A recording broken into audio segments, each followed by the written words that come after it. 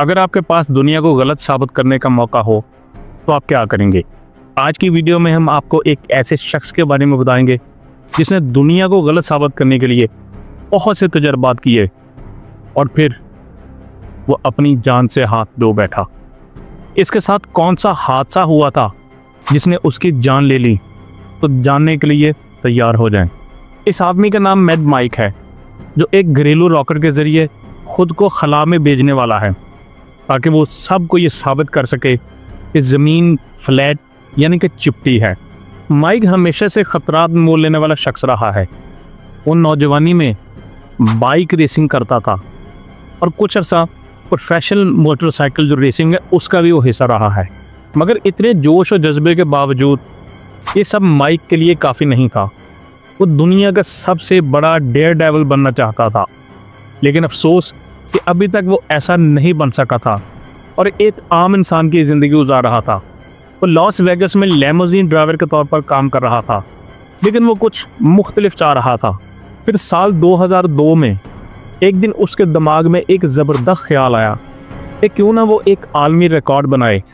और फिर उसने फैसला किया कि वो अपनी लेमोजीन, जिसे वो रोज़गार के लिए इस्तेमाल करता था, एक रैंप पर चढ़ाकर उससे जंप लगाकर आलमी रिकॉर्ड बनाएगा।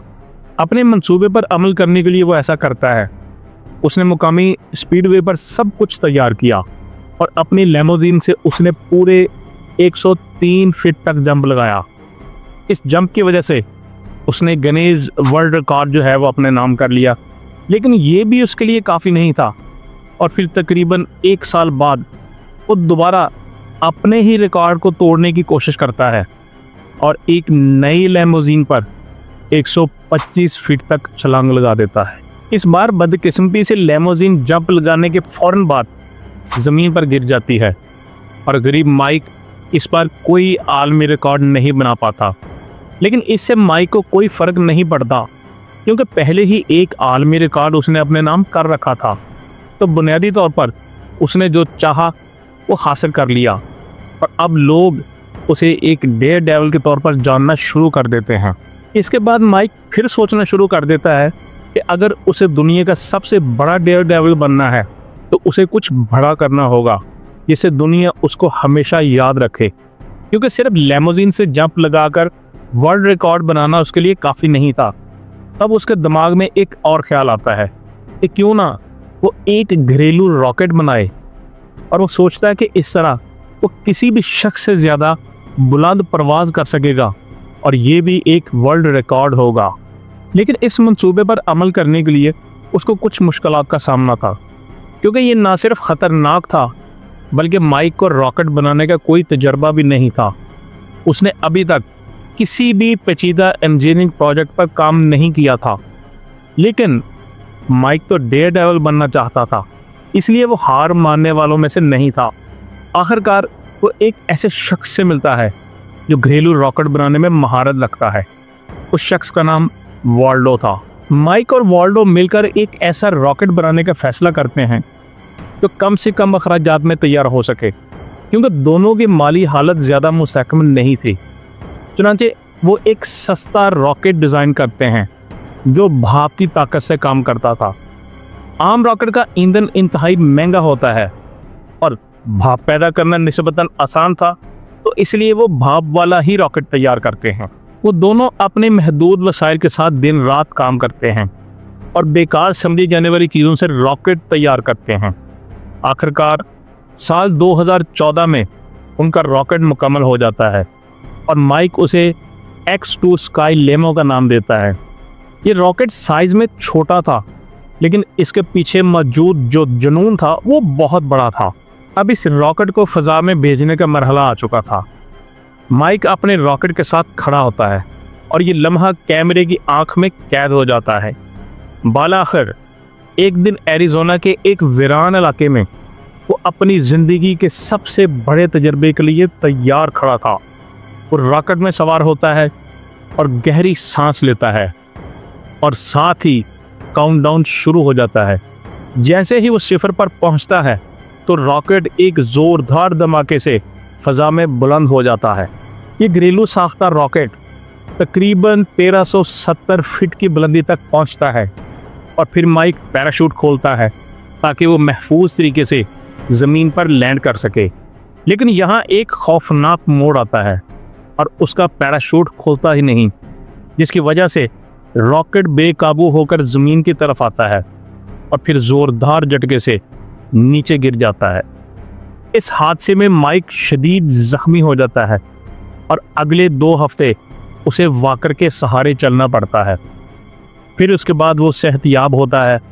बज़ाहिर घरेलू रॉकेट के ज़रिए खला की तरफ उड़ान भरने का ख्वाब वो चकनाचूर कर चुका था, लेकिन क्या वो मुतमिन था?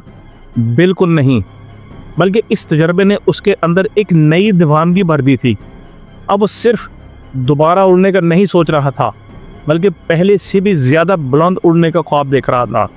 वो दोबारा वाल्डो के साथ नया प्लान बनाता है और दोनों इरादा करते हैं कि इस मरतबा वो एक नया और पावरफुल रॉकेट बनाएंगे। लेकिन यहाँ पर भी फिर वही मसला था, उनके पास फंड्स नहीं थे। अगरचे वो पहले भी बेकार पुर्जों से रॉकेट तैयार कर चुके थे, मगर इस मरतबा कुछ चीज़ें खरीदने के लिए उन्हें सरमाया दरकार था। इस सूरत हाल की वजह से माइक के जहन में एक गैर मामूली ख्याल आता है। वो सोचता है कि क्यों ना इसके लिए वो फंड रेजिंग करे। अपने मंसूबे पर अमल करने के लिए वो एक किक स्टार्टर मुहिम का आगाज़ करता है और लोगों को ये कहकर अतियात देने पर आमादा करने की कोशिश करता है कि मैं खुद को 2000 फीट की बुलंदी पर खला में भेजने वाला हूँ, बराह करम मेरा साथ दें। लेकिन किस्मत एक बार फिर उसका साथ नहीं देती। उसे $1,50,000 दरकार होते हैं, लेकिन वो सिर्फ $310 ही जमा कर पाता है। लेकिन माइक हार मानने वालों में से नहीं था और इस बार वो एक इंतहाई चालाक चाल चलता है।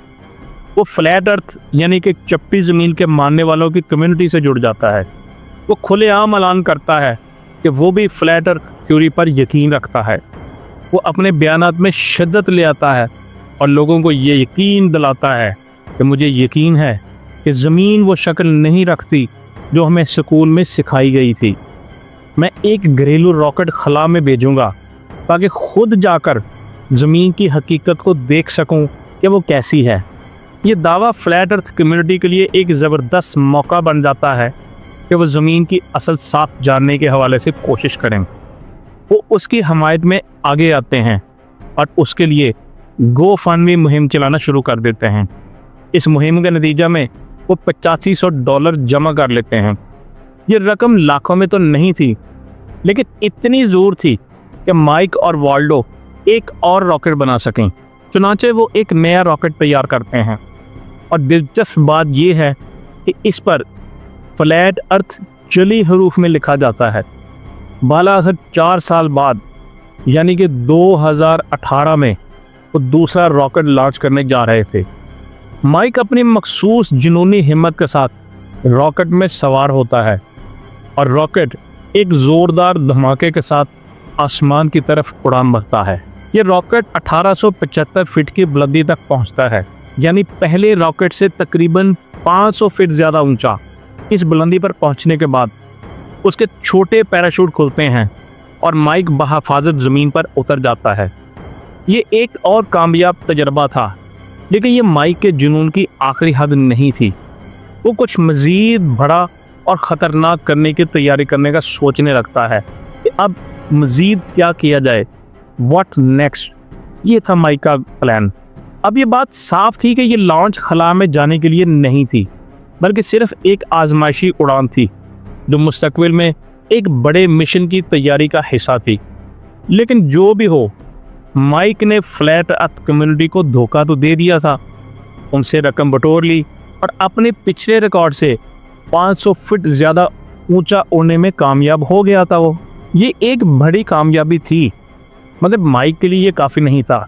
वो अब भी दुनिया के सबसे बड़ा डेयर डेविल बनने के ख्वाब में मुब्तला था। उसने फैसला किया कि वो एक और पहले से भी बड़ा लॉन्च करेगा।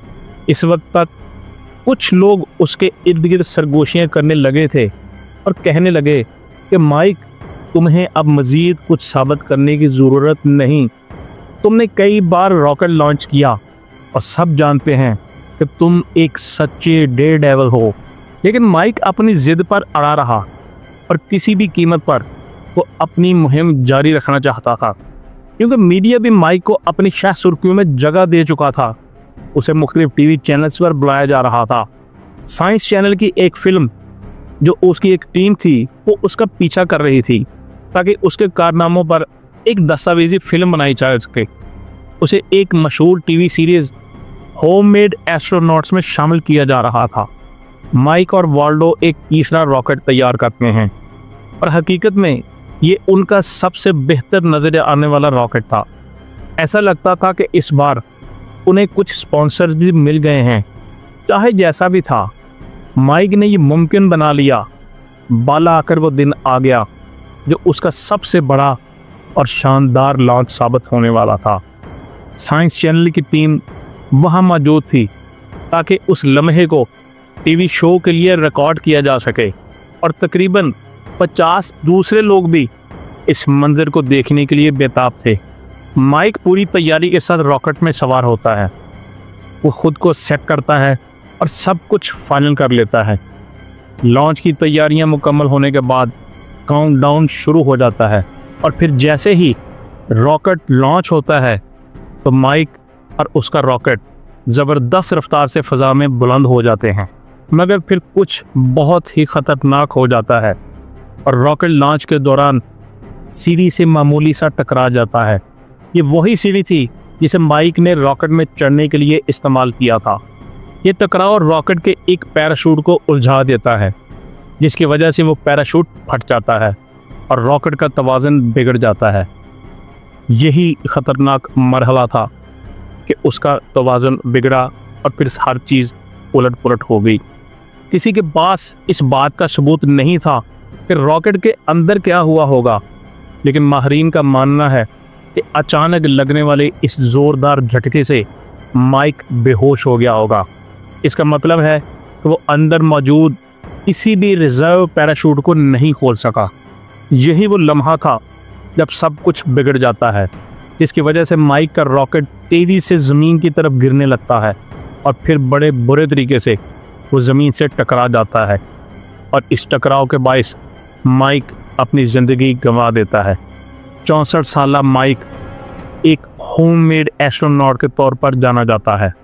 लोग उसकी कदर करते हैं। वो अपने खुद साख्ता मिशन के ज़रिए खला तक पहुंचने के ख्वाब में मगन था। इसी ख्वाब को पूरा करने की कोशिश में वो अपनी जान से हाथ धो बैठा।